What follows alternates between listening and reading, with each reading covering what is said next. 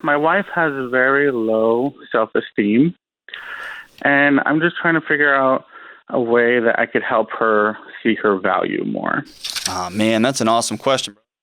That's an awesome question. So walk me through it. Give me an example of what this looks like. How have you tried to help in the past? Talk me through it.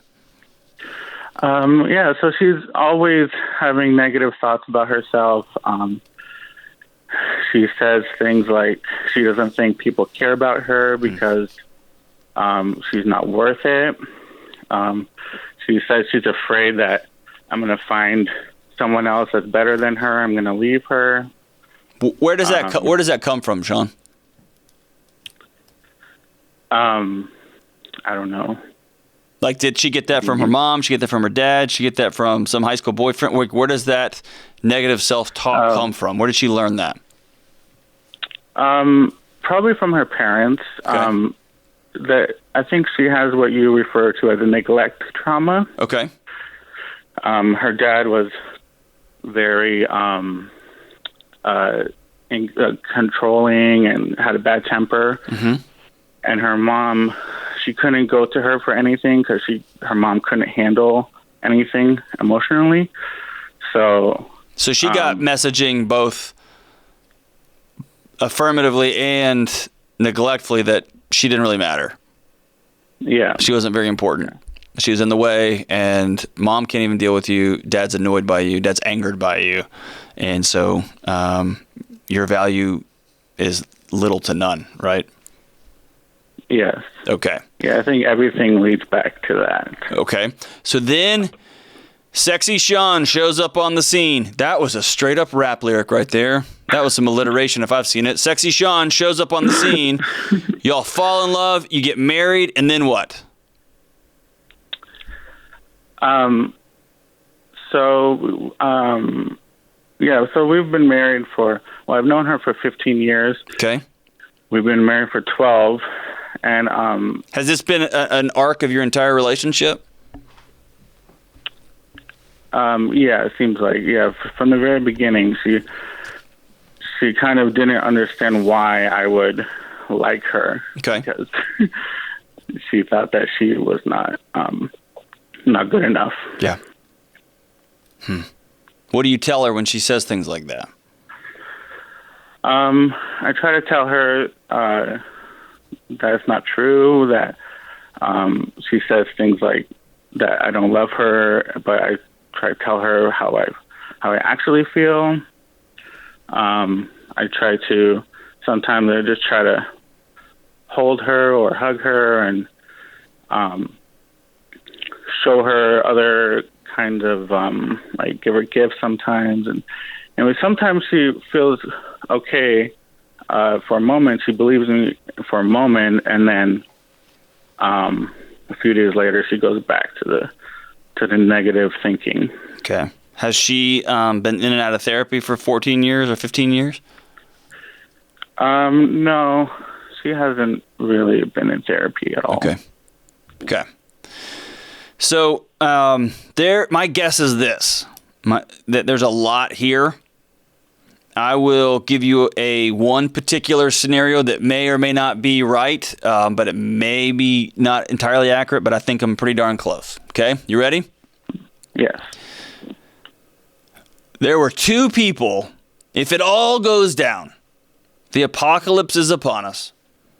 There are two people who are supposed to hold your hand and put their hand on your face and tell you that I love you and I am in this with you till it's all over.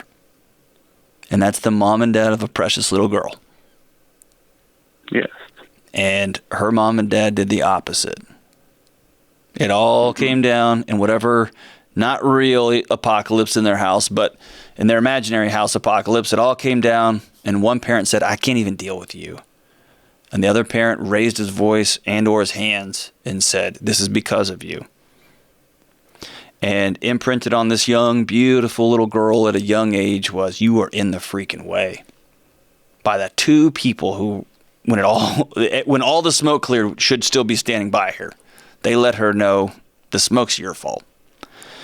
And so at an early age, she took on an identity of a burden. she took on identity of somebody who is unlovable. And that's how she keeps control in her world. Okay? Okay. Over time, this is how she keeps herself from getting hurt. This is how she controls you. So instead of saying, hey, I really just want a hug tonight, can we just have a night of hugging? Instead of affirmatively asking for it, because she may have done that as a kid and mom said, I can't deal with you. So instead of doing that, the way she gets her hugs is by saying, nobody loves me. I don't even know why you love me. Why don't you just leave? You're going to leave anyway. And then you come and hug her, right? So she gets what she wants, but in the process, she's drowning you. Right? Right. So I'm going to say this, she's going to have to choose that she wants a different identity. One that is not, as we in the nerd world, we call it the one down position, where she maintains control of over your entire house underneath the boat by saying, she's just controlling the boat from underneath it by saying, nobody loves me. And then everyone's got to stop what they're doing and respond to her. Right? And what she's going to have to decide to do is she doesn't like being in the water anymore. She wants to be on top of the boat. She wants to be on the land. She wants to be in a really nice home with the people who love her and that she's worth being loved. And her voice is going to matter. And she's going to be able to say, hey, Sean, tonight's hug night. And I don't want you to do anything but focus on me because I'm awesome. And you're going to be like, sweet, I'm sexy Sean on the scene. And you're going to show up, right? So it's twofold. Number one, she's going to have to decide that after a lifetime of running. Often, folks need professional help there to help them make that transition from you are worthless to your parents sucked and you are of value.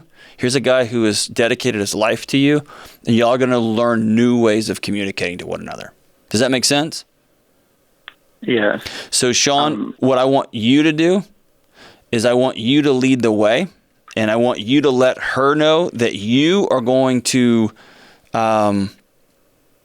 start seeing a counselor there in Boise, Idaho. And I want you to let her know that you love her so much. You're going to invest in learning some new skills, some new ways that you can teach her how valuable and how much you love her.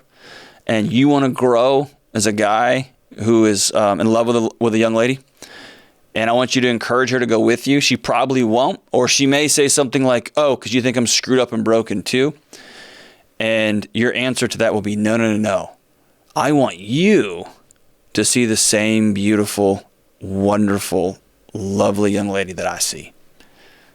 And I'm right because you are beautiful and lovely and wonderful, and you don't see it. And so I would love for you to go with me, and we're going to learn some new skills so that you can see her too. And I can learn new skills on how to love her even deeper and better than I already do. Unfortunately, you're not going to be able to force her to do this. And sometimes your action is going to even actually make it worse. Oh, you're going to therapy. That must mean that, like, fill in the blank. At the end of the day, she's going to have to decide that she's worth being well. She's going to have to decide that she is worth being loved. And man, something about being truly connected with somebody else in a loving relationship starts a healing process. Then you can start practicing new skills. Then you can start approaching the world head high, face first, instead of butt first, right? With negativity, you don't love me, you don't want me, everything's bad, everything's gray. And it starts with that decision. You can't control that. You can't control you, brother. And so I want to applaud you for being a husband who wants to help. The way you can help right now is leading by example. The way you can help right now is by inviting her, not forcing, manipulating or anything. You can invite her in, and then you start the healing process for yourself. Because here's the other part. You've been told for 14 years or 13 years that the way you love isn't enough. And so whether you know it or not, Sean, you've got trauma too, brother. And so I want you to go and start getting well too. I want you to start your own healing journey. And again, invite her. We need more guys like you, Sean. I appreciate you, man.